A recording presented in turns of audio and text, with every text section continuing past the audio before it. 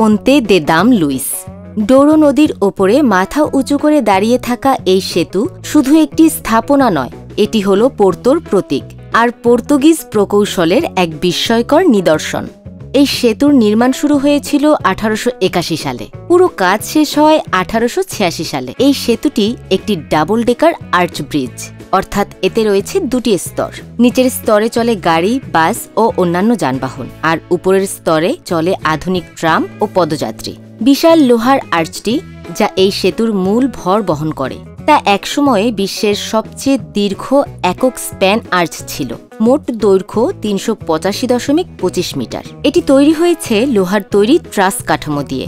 নির্মাণে ব্যবহার হয়েছিল হাজার হাজার রিভেট আর বিশেষ ধরনের লোহা। এই সেতুর নকশা তৈরি করেছিলেন বিখ্যাত বেলজিয়ান ইঞ্জিনিয়ার থিওফাইল সেইরিগ। তিনি ছিলেন আইফেল টাওয়ারের ডিজাইনার গুস্তাভ আইফেলের প্রাক্তন সহকারী এবং পার্টনার। পোন্তে দে দাম লুইস কেবল একটি ব্রিজ নয়, এটি সময়কে ছুঁয়ে যাওয়া এক সংযোগ, ইতিহাসের, সংস্কৃতির আর প্রযুক্তির মিলনবিন্দু। আপনি যদি পোর্তো ভ্রমণে যান, তাহলে এই সেতুতে না হাঁটলে আপনার সফর অসম্পূর্ণ থেকে যাবে।